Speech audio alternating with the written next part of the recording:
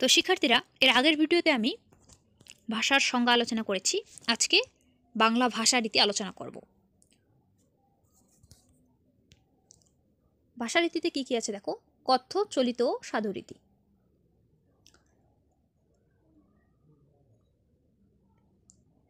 বিভিন্ন ক্ষুদ্র ক্ষুদ্র অঞ্চলের জনগণ নিজ নিজ অঞ্চলের ভাষায় কথা বলে। এগুলো আঞ্চলিক কথ্য ভাষা বা উপভাষা। পৃথিবীর সব ভাষারই উপভাষা আছে। শিক্ষার্থীরা, উপভাষা হচ্ছে কি? অঞ্চলভেদে বা একটা নির্দিষ্ট অঞ্চলের মানুষ যে ভাষায় কথা বলে সেটাকে আঞ্চলিক ভাষা বলে। আঞ্চলিক ভাষাকে আবার উপভাষাও বলা হয়। আর পৃথিবীর সকল ভাষারই উপভাষা আছে। যেমন আমরা যদি বাংলা ভাষার কথা বলি, বাংলা ভাষায়ও অনেক উপভাষা আছে। এগুলো অঞ্চলভেদে ভিন্ন ভিন্ন হয়ে থাকে। এক অঞ্চলের জনগণের মুখের ভাষার সঙ্গে অপর অঞ্চলের জনগণের মুখের ভাষার যথেষ্ট পার্থক্য দেখা যায়। এটা আমরা যদি উদাহরণসহ দেখি, সিলেট অঞ্চলের মানুষের মুখের ভাষার সঙ্গে লালমনিরহাট অঞ্চলের মানুষের মুখের ভাষার কিন্তু অনেক পার্থক্য দেখা যায়। সিলেট, এরপর হচ্ছে বরিশাল, চট্টগ্রাম, ঢাকা, এই অঞ্চলগুলো তুলনামূলক তাদের আঞ্চলিক ভাষা একটু ভিন্ন। অন্যান্য অঞ্চলের সাথে তুলনা করলে অনেক অমিল পাওয়া যাবে। এটাই হচ্ছে আঞ্চলিক ভাষা।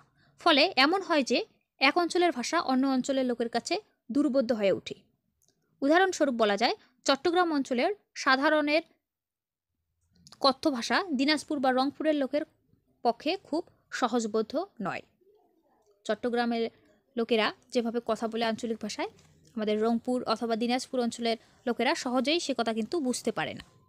এ ধরনের আঞ্চলিক ভাষাকে বলার ও লেখার ভাষা হিসেবে সর্বজনীন স্বীকৃতি দেওয়া সুবিধাজনক নয়, কারণ তাতে বিভিন্ন আঞ্চলিক ভাষাভাষীদের মধ্যে ভাবের আদান প্রদানে অন্তরায় দেখা দিতে পারে। তো এই যে আঞ্চলিক ভাষাটা আছে, এটা যদি আমরা লিখিত রূপ দেই তাহলে এটা এক অঞ্চলের ভাষা অন্য অঞ্চলের লোকদের কাছে বোঝা সুবিধাজনক হবে না। সে কারণে দেশের শিক্ষিত ও পণ্ডিত সমাজ একটি আদর্শ ভাষা ব্যবহার করেন। বাংলা ভাষাভাষী শিক্ষিত জনগণ এই আদর্শ ভাষাতেই পারস্পরিক আলাপ আলোচনা ও ভাবের আদান প্রদান করে থাকেন। বিভিন্ন অঞ্চলের উপভাষার কথ্য রীতি সমন্বয়ে শিষ্টজনের ব্যবহৃত এ ভাষাই আদর্শ চলিত ভাষা। তাহলে আদর্শ চলিত ভাষা কি?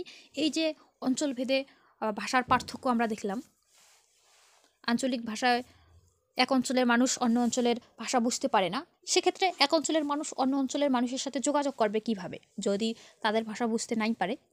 এই জন্য শিক্ষিত সমাজে বা পণ্ডিত সমাজে সকলেই যেন ভাষাটা বোঝে, সর্বজনের স্বীকৃত একটা ভাষা দিয়েছে। এই ভাষায় তারা আলাপ আলোচনা করে ভাবের আদান প্রদান করে থাকে, আর এই ভাষাটাই হচ্ছে চলিত ভাষা। বাংলা, ইংরেজি, আরবি, হিন্দি প্রভৃতি ভাষার মৌখিক বা কথ্য এবং লৌখিক বা লেখ্য এই দুটি রূপ দেখা যায়। মৌখিক বা কথ্য হচ্ছে যেটা আমরা মুখে বলি, কথা বলি যেটা, আর লৌখিক বা লেখ্য হচ্ছে যেটা লেখা হয়। ভাষার মৌখিক রূপের আবার রয়েছে একাধিক রীতি। একটি চলিত কথ্য রীতি, অপরটি আঞ্চলিক কথ্য রীতি। তাহলে মৌখিক রূপের বা মৌখিক ভাষার রীতি দুইটি। কি কি? একটা হচ্ছে চলিত রীতি আর একটা আঞ্চলিক কথ্য রীতি। তো চলিত কথ্য রীতি কোনটা? যেটা সর্বজন বা সকল মানুষ বুঝতে পারবে, সকল অঞ্চলের মানুষের সুবিধার্থে সমাজের শিক্ষিত শ্রেণী বা পণ্ডিত শ্রেণী যেটা ব্যবহার করে সেটা হচ্ছে চলিত কথ্য রীতি। আর আঞ্চলিক কথ্য রীতি কোনটা? যেটা অঞ্চলভেদে ভিন্ন ভিন্ন হয়ে থাকে। বাংলা ভাষার লৌখিক বা লেখ্য রূপেরও রয়েছে দুটি রীতি, একটি চলিত রীতি, অপরটি সাধু রীতি। শুধু যে মুখের কথায় দুইটা রীতি তা নয়, লেখার বা লৌখিক রূপেরও দুইটি রীতি আছে। একটি হচ্ছে চলিত রীতি, আরেকটি হচ্ছে সাধু রীতি। বাংলা ভাষার এ প্রকারভেদ বা রীতিভেদ এভাবে দেখানো যায়। তো প্রকারভেদটা আমরা দেখি, এটা হচ্ছে বাংলা ভাষা। এই ভাষার রূপ আছে কয়টি? দুইটি। একটা হচ্ছে লৌখিক আর একটা হচ্ছে মৌখিক। লৌখিক হচ্ছে যেটা লেখা হয়, লেখালেখির কাজে ব্যবহৃত হয়, আর মৌখিক হচ্ছে যেটা মুখে বা কথ্য রীতি, যেটা আমরা মুখে বলি। এখন এই লিখিত এর রূপ আছে দুইটি, একটা হচ্ছে সাধু আর একটা হচ্ছে চলিত। এই সাধু ভাষা কেমন? সর্বজন স্বীকৃত লেখ্যরূপ। এই সাধু ভাষা শুধু লেখার ক্ষেত্রে এটা শুধু লেখার ক্ষেত্রে ব্যবহৃত হয়, এটার কথ্য রূপ নেই। আর চলিত এটা সর্বজন স্বীকৃত আদর্শ চলিত রূপ। এটা হচ্ছে আমরা যেটা চলিত ভাষায় লিখি। মৌখিক অর্থাৎ মুখে যেটা বলি এটা হচ্ছে চলিত, আর একটা রূপ হচ্ছে আঞ্চলিক বা উপভাষা, যেটা অঞ্চলভেদে ভিন্ন ভিন্ন হয়ে থাকে, যেটা আমরা নির্দিষ্ট একটা অঞ্চলের মানুষের জন্য সীমাবদ্ধ থাকে সেটা। আর চলিত হচ্ছে এটা সকল অঞ্চলের মানুষ সহজেই বুঝতে পারে, সকল অঞ্চলের মানুষের জন্য এই ভাষা। তাহলে এই হচ্ছে বাংলা ভাষা। বাংলা ভাষার রূপ প্রধানত দুইটি, লৌখিক আর মৌখিক। এই লৌখিক আবার দুই প্রকার, সাধু এবং চলিত। মৌখিকও দুই প্রকার, চলিত এবং আঞ্চলিক। এরপরে দেখো সাধু ও চলিত রীতির পার্থক্য। সাধুরীতি, বাংলা লেখ্য সাধুরীতি সুনির্দিষ্ট বা সুনির্ধারিত ব্যাকরণের নিয়ম অনুসরণ করে চলে এবং এর পদবিন্যাস সুনিয়ন্ত্রিত ও সুনির্দিষ্ট। শিক্ষার্থীরা এই যে সাধু এবং চলিতর পার্থক্য, সাধু এবং চলিতর বৈশিষ্ট্য, এগুলো থেকে পরীক্ষায় বহু নির্বাচনী প্রশ্ন থাকে। এই সাধু এবং চলিত এর বৈশিষ্ট্য এবং পার্থক্য থেকে সবচেয়ে বেশি বহু নির্বাচনী প্রশ্ন থাকে। তাই এই পার্থক্য এবং বৈশিষ্ট্যগুলো তোমাদের খুব ভালো করে আয়ত্তে আনতে হবে। তাহলে আমরা প্রথমেই দেখলাম সাধু ভাষা এটা ব্যাকরণ অনুসরণ করে চলে, এটা সুনির্ধারিত সুনির্দিষ্ট এবং এর পদবিন্যাস সুনিয়ন্ত্রিত। এরপর এর রীতি গুরুগম্ভীর ও তৎসম শব্দবহুল। সাধু ভাষার আরেকটা বৈশিষ্ট্য হচ্ছে এটা হচ্ছে গুরুগম্ভীর এবং তৎসম বা সংস্কৃত শব্দবহুল। এই সাধু রীতিতে আমরা সংস্কৃত শব্দ পাবো। সাধু রীতি নাটকের সংলাপ ও বক্তৃতার অনুপযোগী। আমরা একটু আগেই দেখে আসলাম সাধু হচ্ছে লেখ্যরূপ, এটা শুধু লেখালেখির কাজে ব্যবহৃত হয়, এর কথ্যরূপ নেই। যেহেতু কথ্যরূপ নেই তাই নাটকের সংলাপে তো বলা বলি হয়, সংলাপ মানে হচ্ছে তো কথ্যরীতি, কথা বলতে হবে। এরপর আছে বক্তৃতা মানে বক্তব্য, সেখানে বলতে হবে। যেহেতু সাধুরীতি হচ্ছে এর লেখ্যরূপ আছে, কথ্যরূপ নেই, তাই এটা নাটকের সংলাপ এবং বক্তৃতায় অনুপযোগী। এই রীতিতে সর্বনাম ও ক্রিয়াপদ এক বিশেষ গঠন পদ্ধতি মেনে চলে। এই রীতিতে সর্বনাম এবং ক্রিয়াপদ একটা বিশেষ গঠন পদ্ধতি মেনে চলে। এই পদ্ধতি হচ্ছে এই রীতিতে সর্বনাম এবং ক্রিয়াপদের পূর্ণরূপ ব্যবহৃত হয়। চলিততে আমরা যদি বলি যে আমি বা তারা খেলছে, তাহলে এটি সাধু ভাষায় হবে তাহারা খেলিতেছে। এই যে তারা থেকে তাহারা সর্বনাম, এখানে তারা এটা হচ্ছে চলিত, এখানে সর্বনামের সংক্ষিপ্ত রূপ ব্যবহৃত হলো। আর তাহারা এটা সর্বনামের পূর্ণরূপ ব্যবহৃত হলো। আর খেলিতেছে আর খেলছে, এখানেও পার্থক্য হয়।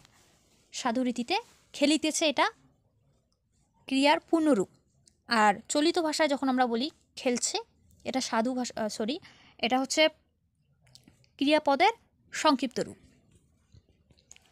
এরপর চলিত রীতি দেখে নিই। চলিত রীতি পরিবর্তনশীল। 100 বছর আগে যে চলিত রীতি সে যুগের শিষ্ট ও ভদ্রজনের কথিত ভাষা বা মুখের বুলি হিসেবে প্রচলিত ছিল, কালের প্রবাহে বর্তমানে তা অনেকটা পরিবর্তিত রূপ লাভ করেছে। তাহলে আমরা দেখলাম চলিত রীতি হচ্ছে পরিবর্তনশীল, সময়ের সাথে সাথে এটা পরিবর্তন হয়ে যায়। অনেক বছর আগে আমাদের এই অঞ্চলের শিষ্টজন বা পণ্ডিতগণ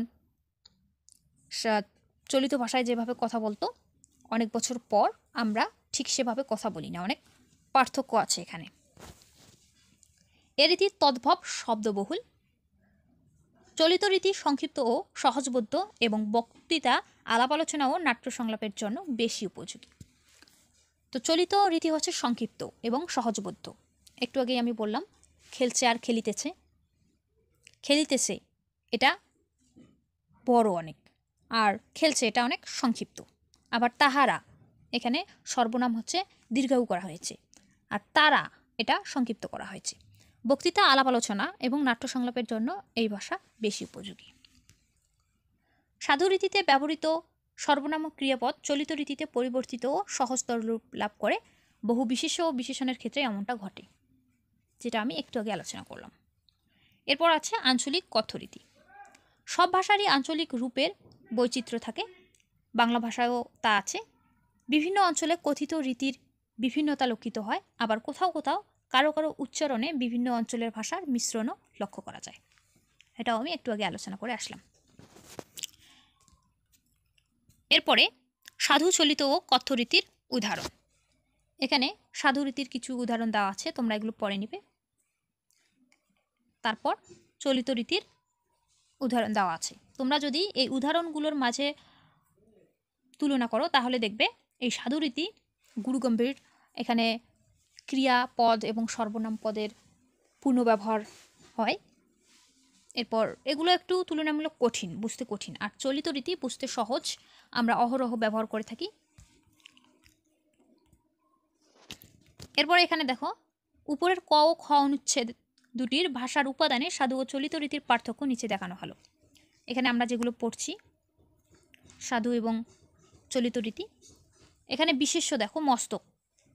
মস্তক মানে হচ্ছে মাথা। আমরা মাথা বললে সহজেই বুঝি, কিন্তু মস্তক বললে আমরা সহজে বুঝি না, বুঝতে সময় লাগে, বা অনেকেই বুঝেই না, যে জানেই না যে মাথা হচ্ছে মস্তক। তাহলে চলিত এটা সহজ বোধ হলো আমার জন্য, আর মস্তক এটা আমাদের জন্য কঠিন হয়ে যায়। এরপর জুতো, জুতা, তুলো, তুলা, শুকনো, শুষ্ক বা শুকনা, এরকম অনেক উদাহরণ এখানে আছে। তারা, ওরা, তাহারা, উহারা, এখানে দেখো সংক্ষিপ্ত, এখানে দীর্ঘ করা হয়েছে। তাকে, তাহাকে, করবার, করিবার, পেয়েছিলেন, পাইয়াছিলেন। এখানে গুরুত্বপূর্ণ যেটি, এই যে পার হইয়া, এর চলিত রূপ হচ্ছে পেরিয়ে। এটা পরীক্ষায় আসে, তোমরা এটা একটু দেখে নেবে। তো শিক্ষার্থীরা, ভিডিও লম্বা হয়ে যাচ্ছে, তোমরা এগুলো পড়ে নিবে। এরপর আছে বাংলা ভাষার শব্দভাণ্ডার। এই বাংলা ভাষার শব্দ ভাণ্ডারগুলো তোমরা পড়ে নিবে, এখানে বুঝিয়ে দেওয়ার কিছু নেই। এই ভাষাগুলো তোমরা মুখস্থ করবে, বিদেশি শব্দ কোনগুলো, দেশি শব্দ কোনগুলো, অর্ধ তৎসম কোনগুলো, তৎসম কোনগুলো, এগুলো তোমরা মুখস্থ করে রাখবে। এগুলো বুঝিয়ে দেওয়ার কিছু নেই। তারপরও যদি তোমাদের এর মাঝে কোনো কিছু বুঝতে সমস্যা হয় তাহলে তোমরা কমেন্ট বক্সে কমেন্ট করে জানাবে। আমি যত দ্রুত সম্ভব সেই টপিকের উপর ভিডিও নিয়ে চলে আসব। আর পরবর্তী ভিডিওতে আমি পরের পার্টটি আলোচনা করব।